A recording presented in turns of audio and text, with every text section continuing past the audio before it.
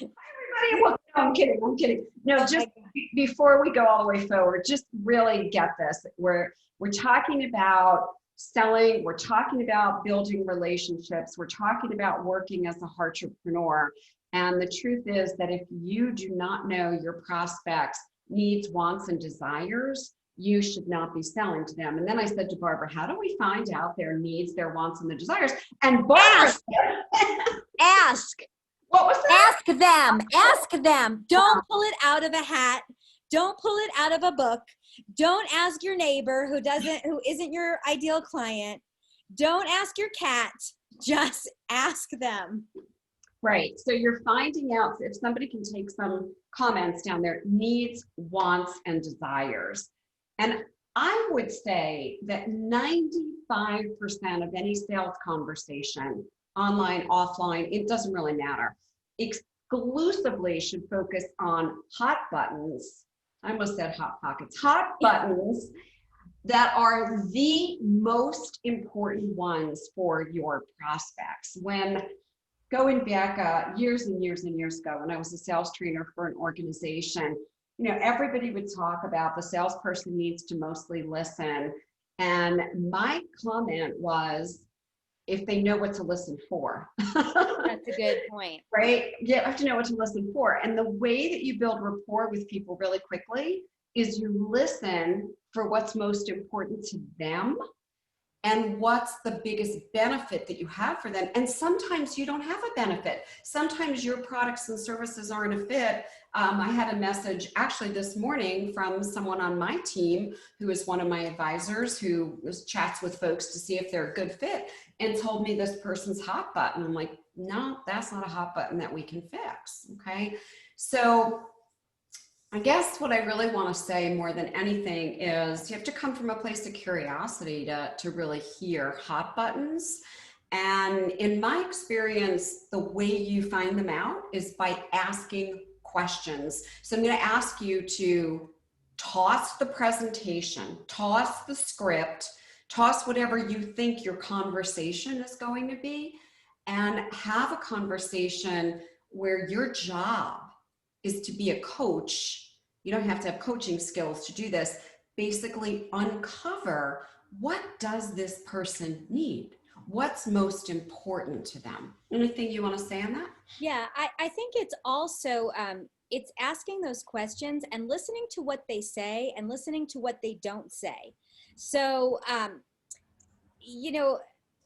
I believe that everyone is intuitive on some level. Like, I believe it's kind of one of those things that you can fine tune a little bit. And it's so important to listen to the words somebody's saying, but also their body language, the way their voice is, their intonation, all of these pieces. And if you're feeling a disconnect on any level, it's your responsibility to ask them and to call them out on it and say, hey, what is that? I'm feeling that you have more to say, or I'm feeling like there's some emotion behind that, or, just something to really get deep. Because when you ask someone like, what do you want? They might say, oh yeah, well, I just want to have enough money to pay my bills. Okay. So what would you do if you were able to pay your bills? Well, I'd be able to take a vacation and I'd feel happy. What would that mean to you to really be able to have all of those bills paid off? Like, just vision with me for a moment. Say we're having this conversation a year from now, and what would have had to happen for you to feel like it was really successful? Yeah. My bills are paid. Okay, so tell me more about that. Well, I'm not in debt anymore. I don't wake up in the middle of the night crying and screaming because I don't know how I'm going to pay my bills. I don't fight with my spouse. So there's a lot there. And I think sometimes people just go to the surface and they don't unpack it enough. And we really need you to unpack it and find out, like, what does keep these people up at night?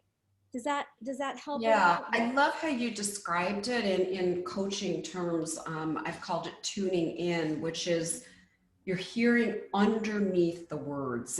Words aren't what we're looking for.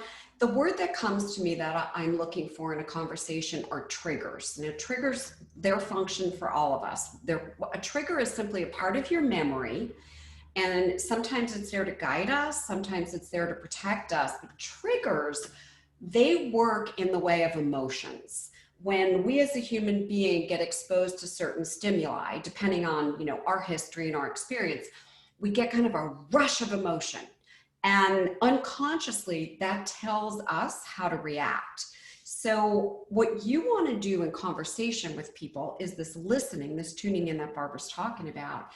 And you want to apply emotions, somebody get that word in there, emotions, to the selling process. By the way, there's nothing wrong with saying selling, so get over it. If you have an issue with the word sell, just go get my book, Sell Without Selling, Lessons from the Jungle for Sales Success. Just get over it, because that SELL is not a 4-letter nasty word. It's the best word that you can have as a business owner.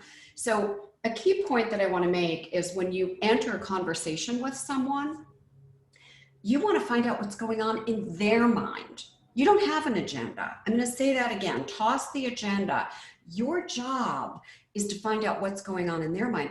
What are, and this is the hot button you're listening for, what are their emotions that are coming up?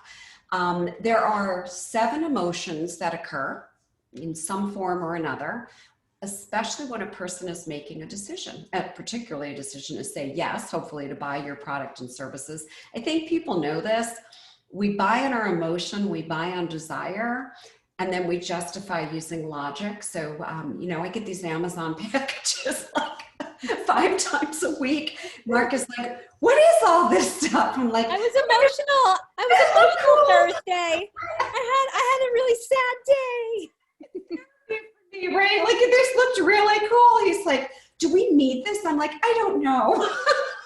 But it's a trigger. There is a trigger there. So there's going to be a few things I want to mention. To capture the mind of your prospect, it truly means you need to learn how to do a couple of things. I'm going to mention them. One, you have to create a I gotta have it feeling. There's got to be that, oh, I want that. You have to reduce resistance to the sale. You have to instantly establish a connection. And as Barbara was teaching you about how to listen, that's where connections come from versus getting on the phone or a Zoom with someone who's pitching you.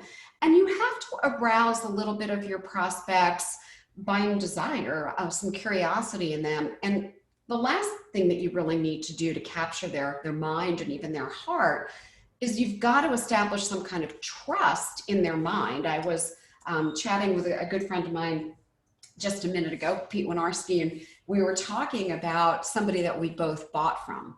And the person hasn't come through, and it took a heck of a lot of our money and isn't in integrity. We both got into the buying cycle because the person was so good at establishing rapport. Okay, like every red light was going off.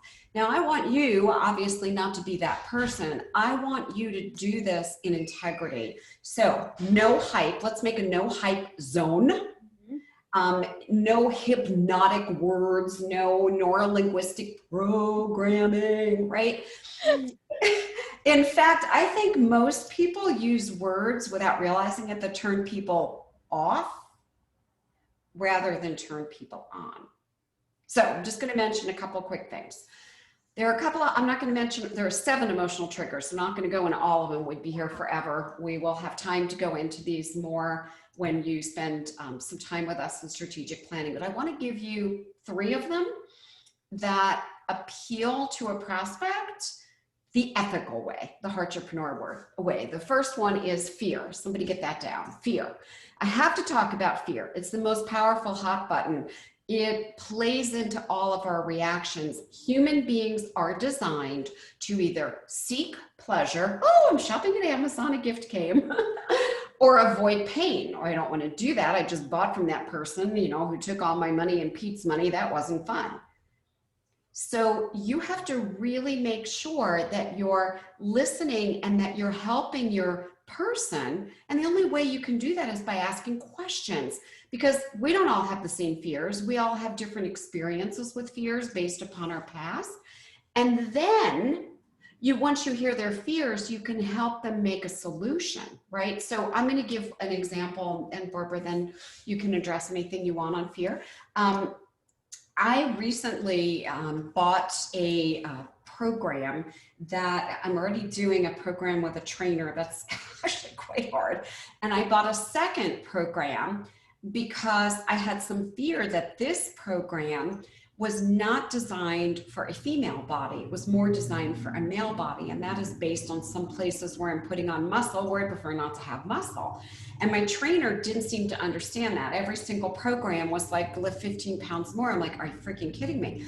So I bought this other program because I had some fear. I don't want to be bulky. And this other person's like, no, no, no, my program isn't like that. It's fully guaranteed. Just download it, try it, see what you think. Okay. They appealed to my exact fear based on listening to me, having a conversation about the bulk and going, I can totally relate. I've had clients just like you. In fact, I'm going to guarantee that if you get the program and you feel like this is also too much bulk, I'm going to refund your money. Anything you want to say on fear? That's why I hired you. I hear that from a lot of people. Right. The first time, I was like, throwing spaghetti against the wall, trying to make something stick, doing the spray and pray, just like we talked about the other day. And I was afraid that I was going to have to get a JOB. And, that's one of, for those of you that are business owners that, have been doing this for years, it's one of those like terrifying things when you're like, oh my God, I don't think I can do this anymore. I have to look on like Indeed and monster.com and all of these things. And then you're looking and you're realizing like, I'm not qualified for anything. I've just been running a business for a gazillion years. I don't have any skills anymore. I don't want to work for someone. And so it was really out of fear. And then when I spoke with you and learned that I actually could make more money, work less, and have the life that I desired, I was like, sign me up, because what I've been doing for 40 years wasn't really working. And so, I think that happens a lot. People are looking for somebody. The problem is when folks find the wrong person that's not giving the results. That's what the problem is, and that's what burns it for everybody else. But I was lucky because I found you. I will tell you that I don't know if it's all, I think it probably is all of the clients that I've worked with over these, almost 30 years would say the same thing. There was some fear, and my only job really, and so your only job, is to listen. Yep. As Barbara was sharing with you, when you're tuned in, you could hear the fear. And then if I can't help somebody with that particular fear, that particular problem with my product or service, I need to tell them. Yep. So let's go to the second. We're only going to do 3 because we'll be here all day forever. The second one is also important, and it's anger. And anger is actually the most frequently experienced emotion that human beings have. That's a great anger face. Sorry, I was looking for my little things that I had. Yes, your little emoji from I was yesterday. getting frustrated. Yeah, I want to find an anger one if I can. Keep going. Because the truth is, the most experienced human emotion is anger. So here's what your job is. You have to remember. I don't speak French. I'm sorry for distracting us. No, it's fun. The most important thing to remember about anger is the outcome of it. And what I mean by that is, how does anger affect your prospects' judgment, their decision making? I got on a Zoom call with someone a couple months ago who knows somebody that I know and had been in his program. And I guess have been upsell, I don't know, to 3 or 4 programs since April, hadn't made any money and spent a lot of money, and more than that, a lot of time at hours that in his country were keeping him up at till 5 in the morning. And as I listened, I heard the anger. I heard how that anger, pay attention to this, was influencing his perception, his beliefs, his ideas, even his reasoning, and ultimately his choices, right? And even making a choice in the next mentor, because he's angry at the first mentor. He's speaking to me, and I hear the anger at the other mentor. So I want you to find out what they are not satisfied with. What are they not satisfied with? Because that anger is also influencing judgment. So in my conversation with Pete Winarski, where both of us wasted a lot of money, it's for a Facebook advertising agency that literally has just taken so much of our money up front, and then in ads that didn't work, huge amounts of money. So Pete's like, I'm gun shy. I don't want to hire anybody else, right? And I understood that feeling. So the best way for you to use the anger hot button is to understand it. And that comes from the power of what Barbara taught you, listening. It comes from the power of asking questions because you care, eliciting information, and then again, tuning in. And part of what it includes is what Barbara is really gifted at, is then hearing with your intuition. Do you want to talk a little bit about how you use intuition? Because you're amazing at that. I can. It's my secret. It's my superpower. I can't tell anybody Yes. how it just happened. If she reveals it, she'll have to kill you. I will have to kill you. And I was going to say something about anger too, though, that is really important, is that it also gives you insight on what not to do with somebody. You know, I mean, oh, you gave me a surprise face. Wow, are you surprised that I didn't want to tell my superpower? I just can't. It would take way too long to explain that. However, I do think it's important because you can hear, you know, when you hear that feeling, you hear that emotion, and you know in your heart if that's something you do, or if you're just like that other person, or you're just, you know, you need to take a step back and say, this isn't for me. And if you do things opposite, this is a great opportunity for you to share all of your value and how you don't do the same things that that other person or company or whatever it is does. So I do think anger can give a ton of insight as well. Yeah. So thank you. Glad you shared that. Yeah. So I'll give you one more, and that is greed. That's the third hot button, greed. Okay. You know, we're going to take it to the extreme. There are some people that are like ridiculous greedy, and they just want the best of everything. Give me the best deal. Give me whatever. Right.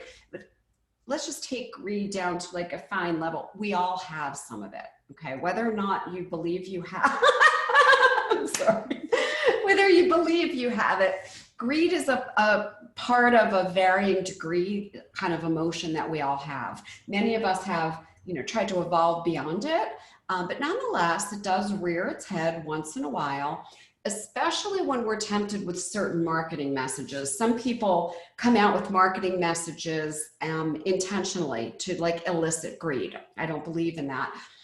Barbara said, you know, people are asking what's in it for me. We talk about the radio station WIII-FM. What's in it for me? So as you're listening, you're going to also listen for that sense that is tied a little bit to me with fear, because greed is tied to like a lot of either lack, or I'll never have enough, or no matter how much I get, it's still not enough. So, you know, teaching by experience, Mark and I have a friend, a mutual friend, who's very wealthy. He's been ridiculously wealthy since his early 20s. He just can never get enough. He can't get enough houses. He can't get enough cars. He can't get enough clothes. He can't buy enough gadgets, toys, tools. Ultimately, I don't think he's really happy. And what happens is, he tends to be extremely greed driven. I listen and I hear that, and I sense underneath that all, there's a desperate need for approval, for attention, for acceptance. So what happens, and he's not conscious of this, he becomes very greedy in the process. It becomes a gimme, gimme, gimme. So think about this. When you're talking with a prospect, you're listening, and I'm also listening for what do they lack? And are they lacking something? When people start to be a little greedy, I know they have some lack. I'm not judging, I'm just stating it. Recently, someone on my team was chatting with someone, an advisor on my team was chatting with someone, and he said, well, this person wanted to know if they could pay over this many months, and they don't want to pay interest. And there was like 6 things. He literally sent me an email with 6 things. And I went, all I hear is a desperate need for attention and acceptance. And that's not what we do. It's not a fit. Let's refer them somewhere else that, you know, they can handhold and do all of that. So know what your prospect is lacking, and your best way of closing sales without selling, sell without selling, is communication and observation. Okay, so you're listening, as Barbara talked to you about, you're observing, And then you're really trying to fill in that missing piece, what's missing, and will my product, my program, my service fill that void, fill that need? Anything you want to add on that one? No, just that this is one of the things that's going to be so important when we have our meeting. I believe it's this week. Is it this week? It's this Thursday, isn't it? From 1 to 4 Eastern time, and we're going to be doing our strategic planning meeting. And during that time, we really are going to dive deep into, what are those hot buttons? What is the one result that you can provide that is going to help alleviate some of that fear or some of that, anger, or all of those pieces that's going to help your ideal client sleep at night, really. And so if you're not on the list, you are missing out. Get on the list now. Drop SP down below, strategic plan, and I will send you the link. Again, it's this week. It's on Thursday from 1 to 4 Eastern time, and we're going to be helping you with the hot buttons, the one result, the ideal client, financial targets, your project for the first quarter, your key activities, the dates. I mean, we are doing a real rapid results planning session in 3 hours, and I'm excited for you all to come. So yeah, we're really excited about doing this, and we've been coming here every day. We're coming Monday, Tuesday, and Wednesday, also at 5, so put that on your calendars. Tuesday I go live at 2 doing a master class in the group as well. We're just here to create as much value as we can to help you. Barbara, one thing you might want to do is in the new group that we have for the docs, you might want to let them know about the session too. Our goal is just to help as many people as we possibly can. And this is a one-time session. I have never in 44 years in business, I have never gone into my business without having a December planning session. And if you don't take these 3 hours, and if you think you have something more important to do, I'm very concerned for you, because in January, February, and March, I don't know where you're going to be. And I want to say one thing, and I'm not saying this to be negative Nelly. I'm saying it to be as much of a realist as I can. We're not, you and me most likely are not going to have a vaccine that we will have taken that quickly. Okay. First of all, the amount of vaccines, I don't know if anybody saw this, the amount that were supposed to be shipped, only 1/10 of them got shipped. Okay. There's going to be a lot of delays. It's not yet approved by the FDA. They don't really have a plan to roll it out. And there is a little survey you can take from the New York Times that I took today that tells me how many more people are in front of me and approximately when I would get the vaccine. And I wouldn't be able to get the vaccine, it said, for 1.5 years, because there are so many people ahead of me. I don't qualify with the kind of pre-existing condition. I'm not in the age range. I'm not at school. I'm not a teacher. I'm not a student at school. I'm not in college. And I'm certainly not a healthcare worker or a frontline worker. I'm not in the military. So I'm just being a realist. Certainly maybe that'll all be wrong, and life will change, and that will be fantastic. I always look at what is the quote, not best scenario, so that I'm totally prepared for that. And we want you to be prepared. If you think that business is going to be the same in January, February, March, it isn't. Technology is changing faster than you probably know. And what's happening in the trends of business, which you might not even know, are changing so dramatically and so rapidly that if you don't have a strategic plan, it's like getting in a car and every day and saying, I have no idea where I'm going, but I'm just going to get in and drive, and I hope I end up somewhere. And we don't want that to happen to you. absolutely. There's nothing else I want to add on that except put SP below and let me get you that link, because this is your one time. I don't know if we're ever going to be doing this again. Definitely not December. It was hard enough for us we were like, oh my gosh, it's already December. We had wished that we did this 2 months ago, honestly, with you. So, and it does take 3 hours. All right. So you need to be there for all 3 hours. You can't commit, again, you're not that committed to your business. It's a hobby. That's okay. We get it. It's not for you. It's 3 hours of your time. We're giving you our time. Normally we charge $17,500 to do this. You're getting it as a gift, as a member of our family here. So if you register, please show up or please don't register. Really mean that. We want people who are all in because we're giving you our all. And for each of us to devote 3 hours of our time is not the easiest thing right now. We both have a lot of things going on and we're doing it for you. And for those of you that are registered, just know that you'll be getting a reminder on Wednesday and you'll get another one Friday morning, and you will get a copy of the plan to download on Wednesday. So wait, on Friday morning, they'll get a reminder? I mean, not Friday morning, Thursday morning. You'll get a reminder the day after. We'll be like, it was great. Oh, you missed it. So you'll get a reminder Thursday morning, which is the day of the session. The day of yeah. I told you, this is not the time that I shine. That's why we're Yeah. So gang, one thing I want to say is we normally do not work on weekends and we both give time to our families. You. We're coming here for you and we're both a little tired, a little punchy. So just accept us as we are. We show up authentically, that's for sure. I said to Barbara, I could wear this nice shirt that I have underneath, but I'm freezing. So you get the same view of me that you got yesterday. And I said I could wear my Hello Kitty shirt, but I decided not to, and to cover up a little bit so I could be a little more professional. So yeah, this is what you get on the weekends. We're doing this for you. We really do care, and we're excited to see you on Thursday. You'll get a reminder Wednesday and Thursday, and that's it. That's all for now. All right, thanks for joining us tomorrow night at 5 Eastern. We'll see you again. Bye for now, everybody.